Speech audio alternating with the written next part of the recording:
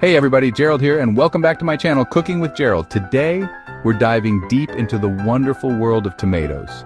Whether you're craving juicy beefsteaks for your BLT, sweet Romas for your sauces, or flavorful San Marzanos for the perfect pizza topping, this is your one-stop shop for growing a bumper crop of delicious tomatoes.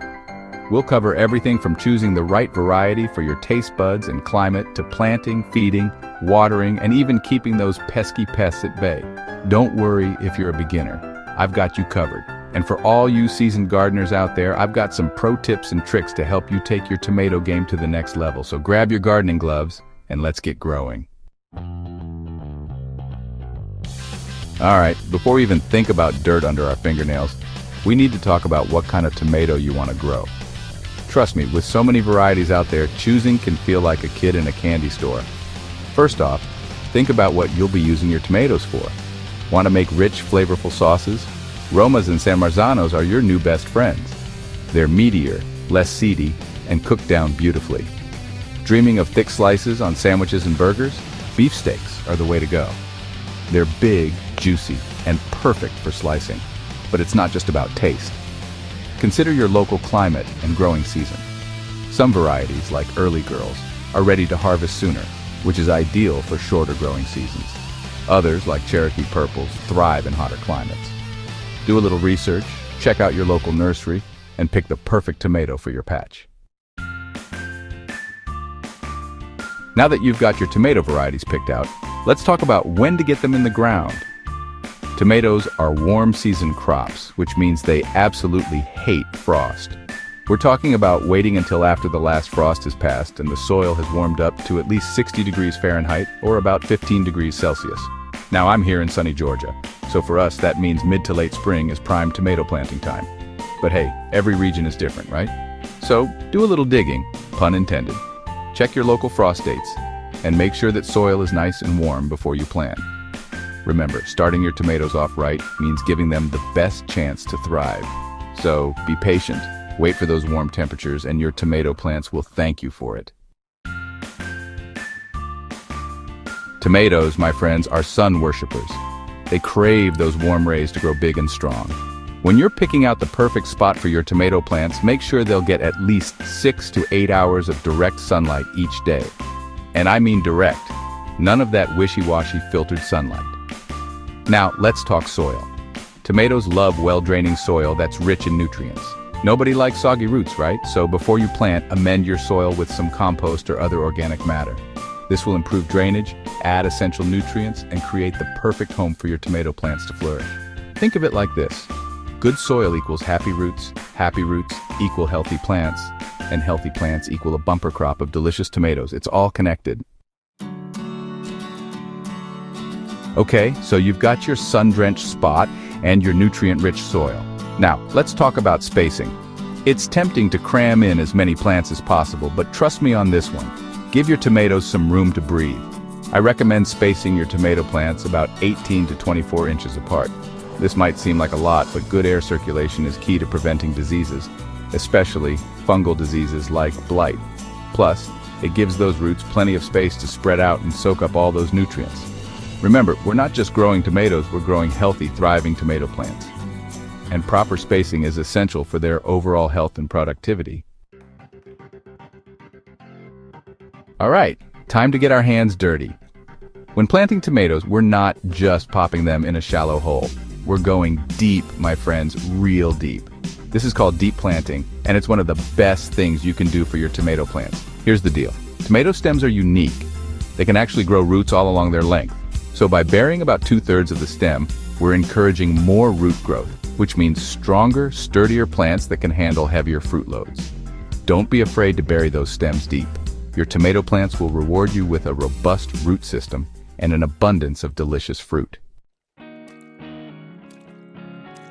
To grow those big, juicy tomatoes, your plants need a steady diet of nutrients. Think of it like this. They're putting all their energy into growing and producing fruit, so they need a little extra fuel. A balanced fertilizer like a 5-10-10 is a great place to start. This provides nitrogen for leafy growth, phosphorus for strong roots and fruit development, and potassium for overall plant health. But hey, we're all about natural options here. Composted manure is like black gold for your tomato plants, chock full of nutrients they'll love.